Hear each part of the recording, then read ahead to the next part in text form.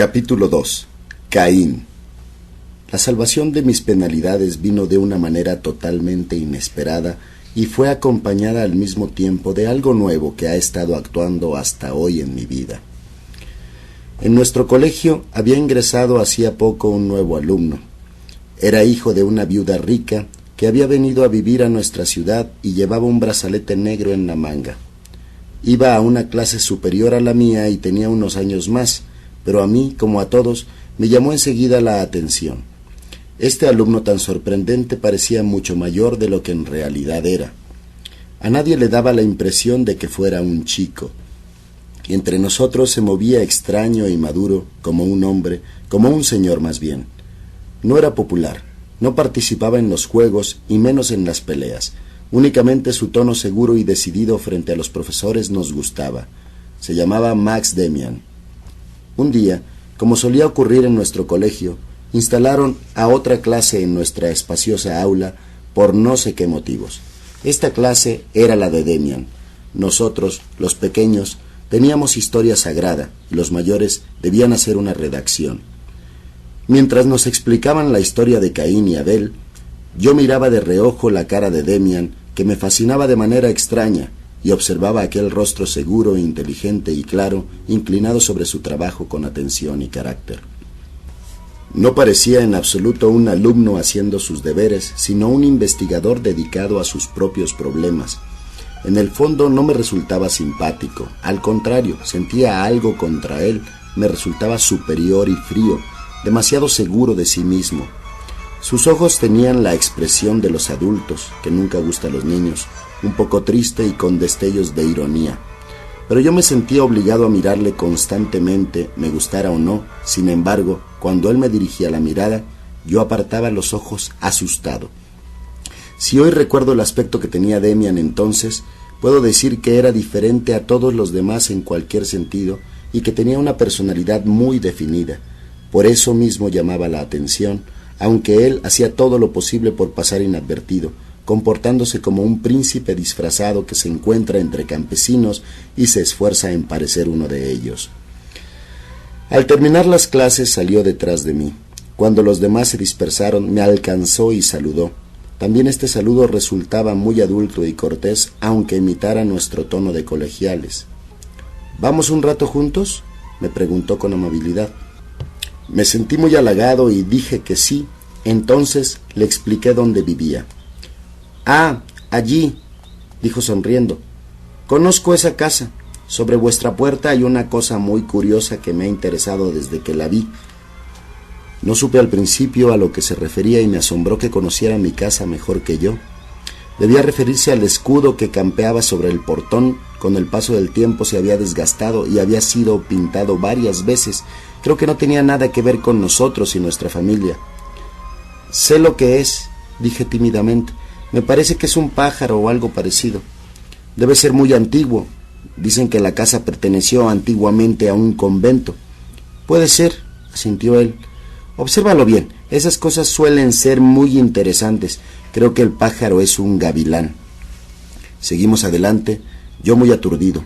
De pronto, Demian se rió, como si se le hubiera ocurrido algo muy divertido. «Hoy he asistido a vuestra clase», dijo muy animado. «Sobre la historia de Caín, el que llevaba un estigma en la frente, ¿no? ¿Te gusta?»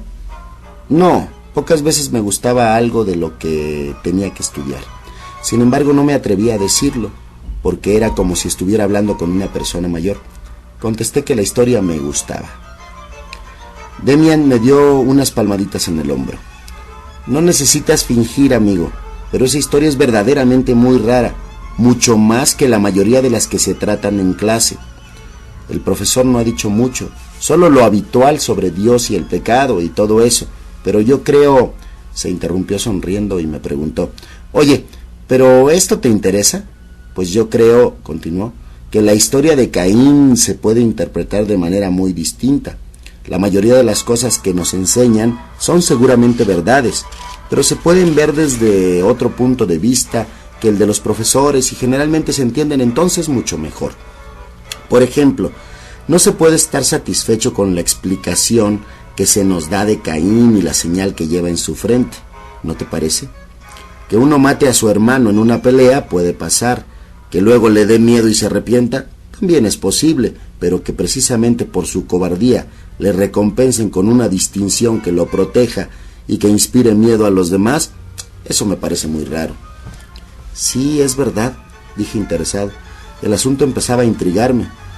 Pero ¿cómo vas a interpretar si no la historia? Me dio una palmada en el hombro. Muy sencillo. El estigma fue lo que existió en un principio y en él se basó la historia. Hubo un hombre con algo en el rostro que daba miedo a los demás. No se atrevían a tocarle. Él y sus hijos les impresionaban. Quizá, o seguramente, no se trataba de una auténtica señal sobre la frente, de algo como un sello de correos. La vida no suele ser tan tosca. Probablemente fuera algo apenas perceptible e inquietante, un poco más de inteligencia y audacia en la mirada. Aquel hombre tenía poder, aquel hombre inspiraba temor, llevaba una señal. Esto podía explicarse como se quisiera y siempre se prefiere lo que resulta cómodo y da razón. Se temía a los hijos de Caín que llevaban una señal. Esta no se explicaba como lo que era, es decir, como una distinción, sino como todo lo contrario. La gente dijo que aquellos tipos con la señal eran siniestros, y la verdad lo eran. Los hombres con valor y carácter siempre les han resultado siniestros a la gente. Que anduviera suelta una raza de hombres audaces e inquietantes resultaba incomodísimo, y les pusieron un sobrenombre y se inventaron una leyenda para vengarse de ellos y justificar un poco todo el miedo que les tenían. ¿Comprendes? Sí, eso quiere decir que Caín no fue malo. Entonces, ¿toda la historia de la Biblia es mentira? Sí y no. Estas viejas historias son siempre verdad, pero no siempre han sido recogidas y explicadas como debiera ser. Yo pienso que Caín era un gran tipo y que le echaron toda esa historia encima solo porque le tenían miedo. La historia era simplemente un bulo que la gente contaba. Era verdad solo lo referente al estigma que Caín y sus hijos llevaban y que les hacían diferentes a las demás personas. Yo estaba asombrado. ¿Y crees que lo del asesinato no fue tampoco verdad?, pregunté emocionado. Oh, sí, seguramente es verdad. El más fuerte mató a uno más débil. Que fuera su hermano, eso ya se puede dudar. Además, no importa. A fin de cuentas, todos los hombres son hermanos. Así que un fuerte mató a un débil. Quizá fue un acto heroico, quizá no lo fue. En todo caso, los débiles tuvieron miedo y empezaron a lamentarse mucho. Y cuando les preguntaban, ¿por qué no le matáis?, ellos no contestaban, porque somos unos cobardes, sino que decían, no se puede, tiene una señal, Dios le ha marcado. Así nació la mentira. Bueno, no te entretengo más. Adiós. Dobló por la Algace y me dejó solo, sorprendido como jamás en toda mi vida. Nada más desaparecer, todo lo que me había dicho me pareció increíble. Caín, un hombre noble, y Abel, un cobarde. La señal que llevaba Caín en la frente era una distinción. Era absurdo, blasfemo e infame. ¿Y Dios dónde se quedaba? ¿No había aceptado el sacrificio de Abel? ¿No quería a Abel? ¡Qué tontería! Y empecé a pensar que Demian me había tomado el pelo y quería ponerme en ridículo. Qué chico más inteligente y qué bien hablaba. Pero no podía ser. De todos modos, nunca había recapacitado tanto sobre una historia fuera o no de la Biblia. Y hacía tiempo que no olvidaba tan por completo a Franz Kromer durante horas, una tarde entera. En casa leí la historia otra vez, tal como estaba en la Biblia. Era breve y clara. Resultaba una insensatez buscarle una interpretación especial y misteriosa. Así cualquier asesino podría declararse elegido de Dios. No, era absurdo. Lo fascinante era la manera tan ligera y graciosa con que Demian sabía decir las cosas, como si todo fuera tan natural, y además, con qué mirada. Sin embargo, algo había en mí mismo que no estaba en orden sino en franco desorden. Yo había vivido en un mundo claro y limpio, había sido una especie de Abel, y ahora me encontraba metido en el otro mundo. Había caído tan bajo y, sin embargo, no tenía en el fondo tanta culpa. ¿Qué había sucedido? En ese momento me vino un recuerdo que casi me cortó la respiración. En aquella tarde aciaga que dio comienzo en mi actual desgracia, había ocurrido aquello mismo con mi padre. Durante un momento fue como si le hubiera desenmascarado y despreciado a él, a su mundo y a su sabiduría. Sí, en aquel momento yo, que era Caín y llevaba una marca en la frente, pensé que esa marca no era una vergüenza, sino una distinción, y que yo era superior a mi padre, superior a los buenos y piadosos precisamente por mi maldad y mi desgracia. Entonces no comprendía estas cosas con mente clara, pero las intuía en una llamarada de sentimientos, de extrañas emociones que me dolían pero me llenaban de orgullo.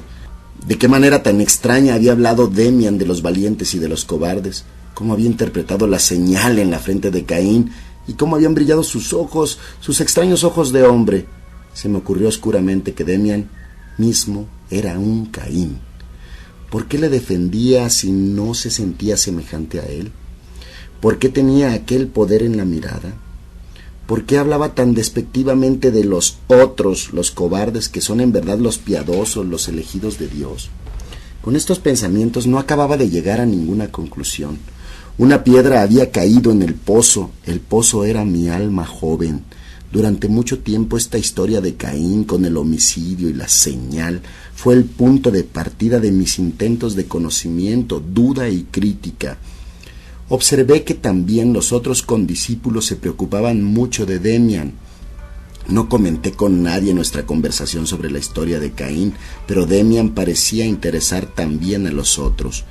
En todo caso, surgieron muchos rumores sobre el nuevo. Si aún los pudiera recordar todos, cada uno de esos rumores le caracterizaría, cada uno se podría interpretar. Solo recuerdo que primero se dijo que la madre de Demian era muy rica. Se decía también que nunca iba a la iglesia y tampoco su hijo, que eran judíos, opinaba uno, pero que también podían ser mahometanos. Se contaban verdaderas leyendas sobre la fuerza física de Max Demian. Desde luego, era el más fuerte de su clase, y cuando uno le retó una pelea y le llamó cobarde porque no quería aceptarla, Demian le humilló horriblemente. Los que presenciaron la escena decían que Demian le había cogido con una mano por la nuca y apretado con tanta fuerza que el rostro se puso pálido y abandonó la lucha. Durante días no había podido mover el brazo. Una tarde hasta se dijo que había muerto. De Demian se afirmaban las cosas más insólitas que eran creídas durante unos días. Todo era muy raro y excitante. Al cabo del tiempo todos se cansaron del tema, pero enseguida surgieron nuevos cuentos entre los chicos que afirmaban que Demian tenía relaciones íntimas con chicas y que lo sabía todo. Mientras tanto, mi asunto con Franz Kromer seguía su curso fatal. No llegaba a librarme porque yo me sentía atado a él aunque me dejara tranquilo unos días. En mis sueños estaba a mi lado como una sombra, y lo que no me hacía en la realidad se lo permitía mi fantasía en sueños en los que me convertí en su esclavo. Acabé por vivir más en estos sueños que en la realidad. Siempre he soñado mucho, y por perder fuerza y vida con estas sombras. Entre otras cosas, soñaba a menudo que Kromer me maltrataba, que me escupía y se arrodillaba sobre mí, y lo que era peor, que con su tremenda influencia me inducía a cometer crímenes terribles. El más espantoso de ellos, del que me desperté como enloquecido, era una tentativa de asesinato contra mi padre.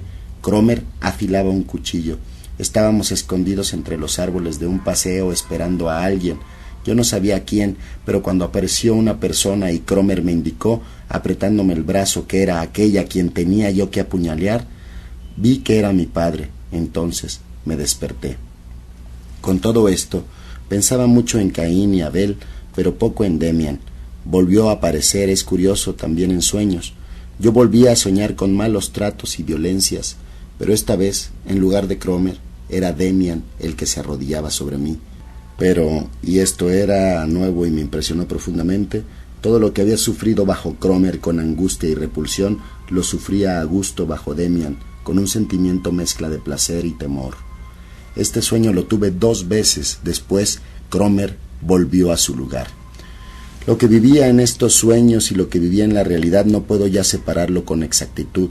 En todo caso, mi ruin relación con Kromer siguió su curso y no terminó cuando, por fin, le pagué la suma debida a costa de una serie de pequeños hurtos. Ahora Franz conocía esos hurtos porque siempre me preguntaba de dónde sacaba el dinero. De esta forma me tenía más que nunca en sus manos. A veces me amenazaba con contarle todo a mi padre, y entonces el miedo no era más grande que el profundo pesar de no haberlo hecho yo desde un principio. No obstante, a pesar de lo mal que me sentía, no me arrepentía del todo, al menos no siempre. A menudo sentía que todo tenía que ser necesariamente así, que sobre mí pesaba un maleficio y que era inútil querer romperlo. Probablemente mis padres sufrían también con esta situación. Yo estaba poseído por un espíritu extraño, ya no cabía en nuestra comunidad que tan unida había estado y a la que solía añorar desesperadamente como un paraíso perdido.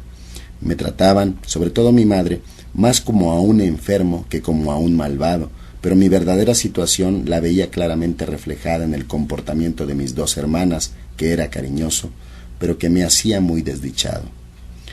La conducta de mis hermanas me hacía ver claramente que yo era una especie de poseído, más digno de compasión que de reproche, pero a fin de cuentas en manos del mal. Sabía que rezaban por mí de manera diferente que antes y sabía que era inútil. Sentía ardientemente el deseo de descargarme, la necesidad de una verdadera confesión y presentía, sin embargo, que no podría explicar o decir todo ni a mi padre ni a mi madre. Sabía que escucharían con cariño, que me tratarían con cuidado y hasta me compadecerían, pero no me comprenderían del todo y aquello se juzgaría como una especie de desliz, siendo como era el propio destino. Ya sé que muchos no creerán que un niño de casi 11 años pueda sentir esto. Para ellos no escribo mi historia, se la cuento a los que conocen mejor al ser humano, el hombre adulto que ha aprendido a convertir una parte de sus sentimientos en pensamientos, echa de menos estos en el niño y cree que las vivencias tampoco han existido.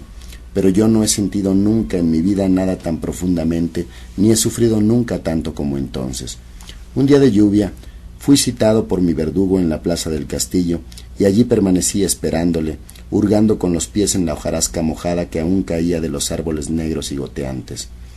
Yo no traía dinero, pero había apartado 2 trozos de pastel que llevaba conmigo para por lo menos poder entregarle algo a Cromer. Ya me había acostumbrado a esperarle así en cualquier esquina, a veces un rato largo, y lo aceptaba como quien acepta lo inevitable. Por fin apareció Cromer. Esta vez se entretuvo poco. Me dio unos cuantos puñetazos en las costillas, se rió y se comió el pastel y me ofreció incluso un cigarrillo húmedo que yo rechacé. Estaba más amable que de costumbre.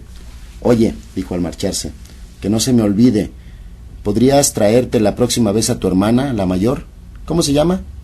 No comprendía. Tampoco di contestación, solo le miré desconcertado. «¿Qué te pasa? ¿No entiendes? Que traigas a tu hermana». «Pero, Cromer, eso es imposible, no puedo hacerlo. Además ella no vendría». Estaba seguro de que se trataba otra vez de un pretexto para martirizarme. Así acostumbraba a hacer. Me exigía algo imposible, me daba un susto, me humillaba y luego lentamente se avenía a un compromiso. Entonces yo me tenía que rescatar con dinero y obsequios. Pero esta vez era diferente. Casi no se enfadó ante mis negativas. «Bueno», dijo sin darle importancia, «ya lo pensarás. Quiero conocer a tu hermana. Ya nos la arreglaremos. Te la traes de paseo y yo me hago el encontradizo. Mañana te llamaré y hablaremos sobre ello». Cuando se marchó, empecé a darme cuenta de lo que significaba su plan. Yo era aún un niño, pero sabía de oídas que los chicos y las chicas, cuando eran un poco mayores, podían hacer entre sí cosas misteriosas, indecentes y prohibidas, y entonces yo, de pronto, me di cuenta de lo monstruoso que era aquello. Decidí no hacerlo jamás, pero no me atrevía casi a pensar en lo que sucedería, en cómo se vengaría Cromer. Comenzaba un nuevo suplicio, aún no era bastante lo ya pasado. Desesperado crucé la plaza desierta, con las manos en los bolsillos, nuevos tormentos, nueva esclavitud. De pronto me llamó una voz fresca y grave. Me asusté y eché a correr. Alguien corría detrás de mí y una mano me sujetó suavemente. Era Max Damian. Me rendí. «¿Eres tú?», dije vacilante. «¡Qué susto!». Me miró de una manera que nunca me había parecido tan penetrante, tan adulta y tan sensata como en aquel momento. Hacía mucho que no habíamos hablado. «Lo siento», dijo con sus modales correctos y tan peculiares, «pero oye, no debe uno asustarse así». «Sí, pero puede ocurrir». «Eso parece. Mira, si te sobresaltas de esta manera ante alguien que no te ha hecho nada, ese alguien empieza a reflexionar, se extraña, se intriga. Ese alguien piensa que eres demasiado asustadizo y se dice, eso pasa solo cuando se tiene miedo. Los cobardes tienen siempre miedo. Yo creo que tú no eres un cobarde, ¿verdad? Claro que tampoco un héroe. Hay cosas y también personas que te asustan, y eso no debe ser. No, nunca hay que tener miedo de los hombres. Tú no me tienes miedo a mí, ¿no? O quizás sí. Oh, no, en absoluto. ¿Lo ves? Pero hay personas de las que tienes miedo. No sé, déjame, ¿qué quieres de mí? Demian seguía a mi lado, aunque yo había acelerado el paso pensando en huir. Sentía su mirada sobre mí. Suponte, continuó, que yo te quiero ayudar. Desde luego, no tienes por qué temerme. Me gustaría hacer un experimento contigo. Es divertido y además aprenderás algo, lo que nunca está de más. Verás, de vez en cuando me ensayo en el arte de leer los pensamientos. No se trata de brujería, pero cuando no se sabe cómo se hace resulta muy extraño. Se puede desconcertar mucho a la gente. Vamos a probar contigo. Bueno, yo te tengo simpatía, me intereso por ti y me gustaría descubrir cómo eres por dentro. Para ello ya he dado el primer paso. Te he asustado. Eres, pues, asustadizo. Hay cosas y personas que te asustan. ¿Por qué? No es necesario tener miedo de nadie. Si se teme a alguien es porque ese alguien tiene poder sobre uno. Por ejemplo, se ha cometido algo malo y otro lo sabe. Entonces, esa persona tiene poder sobre ti. ¿Comprendes? Está claro, ¿no? Le miré aturdido. En lo que decía había seriedad e inteligencia, como siempre, pero ninguna ternura, sino más bien severidad, justicia o algo parecido. No supe qué decir. Me parecía tener un mago ante mí. ¿Comprendes?, me preguntó otra vez. Asentí con la cabeza. No podía decir nada. Ya te dije, continuó, que resulta muy raro esto de leer los pensamientos, pero tiene una explicación completamente normal. Por ejemplo, podría decirte con exactitud lo que pensaste de mí cuando te conté la historia de Caín y Abel, pero vamos, esto no viene a cuento. Incluso creo posible que hayas soñado conmigo. Dejémoslo. Eres un chico inteligente. Los demás son tan tontos. De vez en cuando me gusta charlar con un chico sensato en el que pueda confiar. ¿Te parece bien? Desde luego, aunque no comprendo. Sigamos con nuestro experimento. Hemos descubierto que el muchacho es asustadizo. Teme a alguien. Probablemente comparte con ese alguien un secreto que le resulta incómodo. ¿Es así, más o menos? Como en el sueño sucumbí a su voz y a su influjo. Asentí. ¿No hablaba por él una voz que solo podía salir de mí mismo? ¿Que lo sabía todo? ¿Que sabía todo mejor y con más claridad que yo? Demian me dio una fuerte palmada en la espalda. Entonces, estoy en lo cierto. Ya me lo imaginaba. Ahora, otra pregunta. ¿Sabes cómo se llama el chico que se marchó hace un rato? Me quedé aterrado. Mi secreto, violado, se retorcía dolorosamente en mi interior, no queriendo salir a la luz. ¿Qué chico? No había ningún chico aquí, solamente yo. Se echó a reír.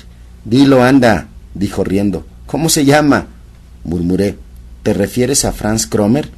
Asintió satisfecho. Bravo, eres un gran chico. Nos haremos buenos amigos. Ahora tengo que decirte una cosa. Ese Cromer, o como se llame, es una mala persona. Su cara me dice que es un golfo. ¿Qué te parece a ti? Oh, sí, suspiré. Es malo, es un demonio. Pero que no se entere. Por Dios, que no se entere. ¿Le conoces? ¿Te conoce él a ti? Tú, tranquilo. Se ha marchado y no me conoce, al menos todavía, pero me gustaría conocerlo. ¿Va a la escuela? Sí. ¿A qué clase? A la 5ª. Pero no le digas nada, por favor, no le digas nada, te lo suplico. No te asustes, que no pasará nada. Probablemente no tendrás muchas ganas de contarme algo más de ese Cromer, ¿verdad? No puedo, no, déjame. Permaneció en silencio durante un rato. Es una pena, prosiguió. Podríamos haber continuado el experimento, pero no quiero martirizarte. Te darás cuenta de que ese miedo que te produce no es bueno, ¿verdad? Un miedo así nos va destrozando, hay que liberarse de él. Tienes que hacerlo si quieres convertirte en un hombre, ¿comprendes? Sí, tienes toda la razón, pero no puede ser. No sabes. Ya has visto que algo sé, más de lo que tú creías. ¿Acaso le debes dinero? Sí, eso también, pero no es lo más importante. No puedo decírtelo, no puedo. ¿No te serviría de nada si yo te diera todo el dinero que le debes? Podría muy bien dártelo. No es eso. Y te ruego que no digas a nadie nada, ni una palabra. Confía en mí, Sinclair. Ya me contarás un día tus secretos. Nunca, jamás, grité violentamente. Como tú quieras. Solo pienso que quizá más adelante me cuentes más cosas. Voluntariamente, por supuesto.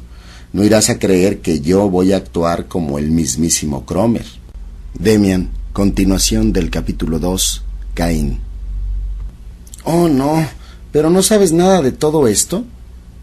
Nada, únicamente pienso sobre ello, y nunca haré lo que hace Cromer, puedes creerme. Además, a mí no me debes nada. Nos callamos un rato y me tranquilicé un poco, pero lo que sabía Demian cada vez me parecía más misterioso. Me voy a casa, dijo, y se apretó más su abrigo bajo la lluvia. Aún quería decirte otra cosa, ya que hemos ido tan lejos. Deberías librarte de ese tipo. Si no puedes de otra manera, mátalo. Me impresionaría y me gustaría que lo hicieras. Yo te ayudaría. El miedo me asaltó de nuevo. Recordé de pronto la historia de Caín. Aquello empezaba a ser terrible y empecé a llorar silenciosamente. Había demasiados enigmas a mi alrededor. Bueno, sonrió Max Demian. Anda, vete a tu casa. Ya lo arreglaremos. Aunque matarlo sería lo más sencillo. En estos casos lo más sencillo es siempre lo mejor. No estás tú en buenas manos con tu amigo Cromer.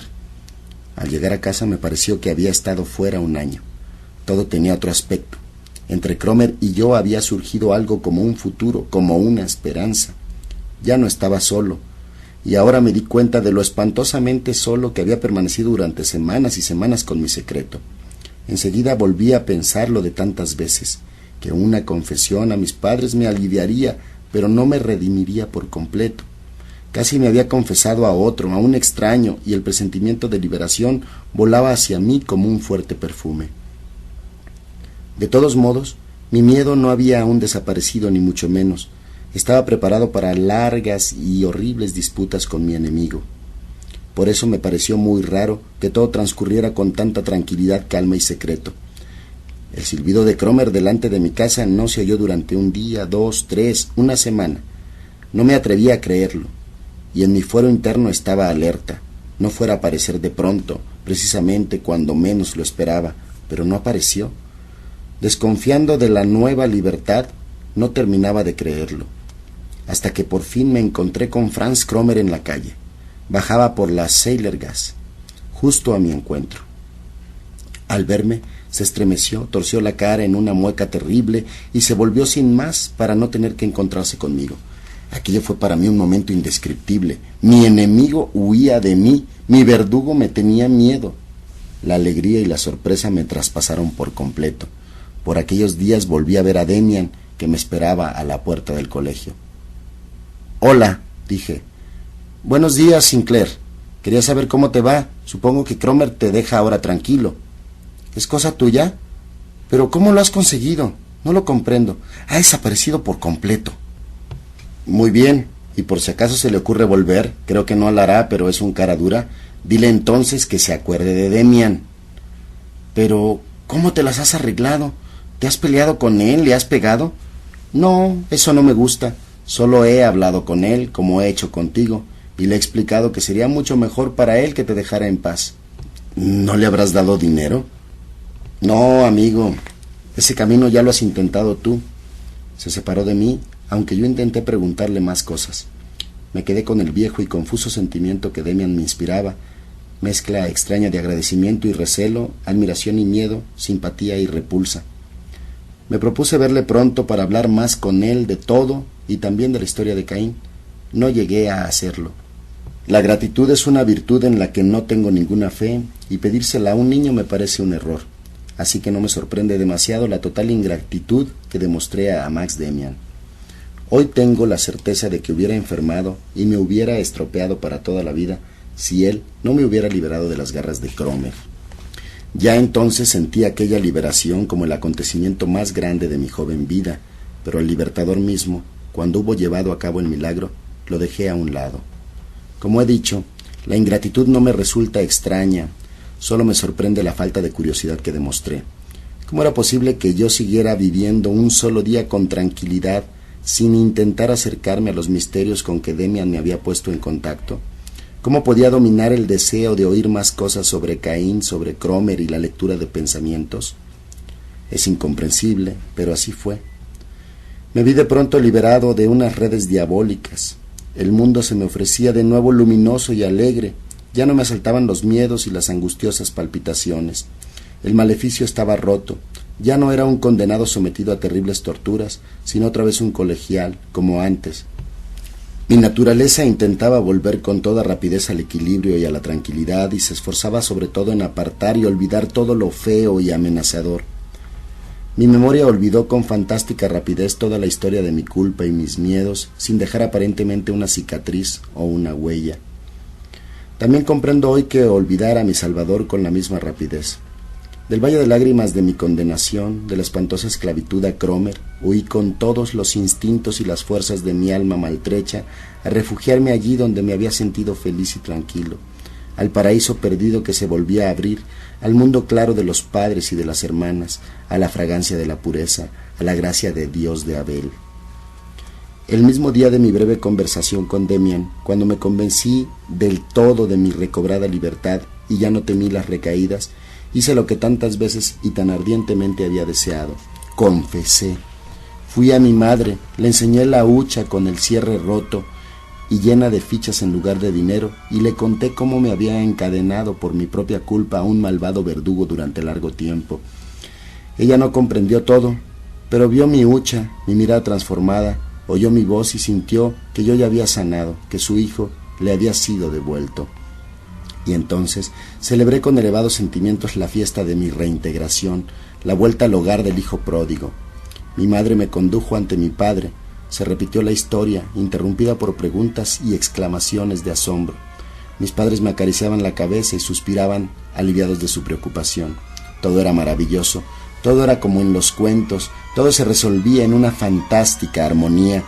En ella me refugié con verdadero apasionamiento. No me saciaba de comprobar que había conseguido otra vez mi paz y la confianza de mis padres. Me convertí en un niño modelo. Jugaba más que nunca con mis hermanas y durante los rezos me unía a las entrañables y viejas canciones y plegarias con el sentimiento del que ha sido liberado de las culpas. Lo hacía de todo corazón, en aquello no había engaño. Sin embargo, las cosas no estaban en orden, y aquí está la razón que explica mi ingratitud hacia Demian de una manera satisfactoria. Debí haberme confesado a él. La confesión habría resultado menos decorativa y emocionante, pero hubiera sido para mí más fructífera. Ahora yo me agarraba con todas mis raíces a mi antiguo mundo paradisiaco. Había vuelto a él y fui acogido con clemencia. Demian no pertenecía a este mundo, no encajaba en él. Además, también él, de otro modo que Cromer, era un seductor que me unía al mundo malo y corrupto. Ahora que volvía a ser Abel, yo no quería traicionar a Abel y a ayudar a ensalzar a Caín. Hasta aquí el proceso exterior. El interior, sin embargo, era otro. Me sentía liberado de las garras de Cromer y del diablo, pero no por mi propia fuerza o mérito. Había intentado caminar por los caminos del mundo, pero estos habían resultado demasiado inseguros para mí. Ahora que una mano amiga me había salvado, yo huía, sin echar una mirada atrás, al regazo de mi madre y a la seguridad de una infancia protegida y piadosa. Me hice más joven, dependiente e infantil de lo que en verdad era. Me sentí obligado a sustituir la dependencia de Cromer por otra nueva, pues era incapaz de andar solo. Elegí con mi ciego corazón la dependencia de mis padres, del viejo y querido mundo de luz, del que ya sabía que no era el único. De no haberlo hecho así, tendría que haberme decidido por Demian y haberle confiado todo. Me pareció justificarme por la desconfianza que me inspiraban sus extraños pensamientos. En el fondo, no era más que miedo, porque Demian me hubiera exigido más que los padres, mucho más. Él hubiera intentado hacerme más independiente, con estímulos y reprimendas, con burlas e ironía. Sí, eso lo sé yo. Nada hay más molesto para el hombre que seguir el camino que le conduce a sí mismo. Sin embargo, no pude evitar que medio año más tarde, en un paseo con mi padre, surgiera la pregunta de por qué algunas gentes opinaban que Caín era mejor que Abel. Se quedó muy sorprendido y me explicó que era una interpretación bastante antigua que databa de los primeros tiempos del cristianismo. Se había enseñado en determinadas sectas, entre ellas la llamada de los cainitas.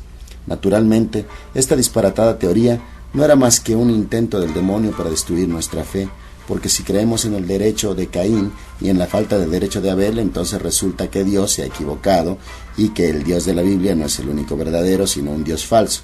En realidad, esto es lo que habían predicado los cainitas, pero esta herejía había desaparecido hacía mucho y le sorprendía que un compañero mío hubiera llegado a saber algo de ella. De todos modos, me aconsejó seriamente que olvidara aquellos pensamientos. Final del capítulo 2. Caín.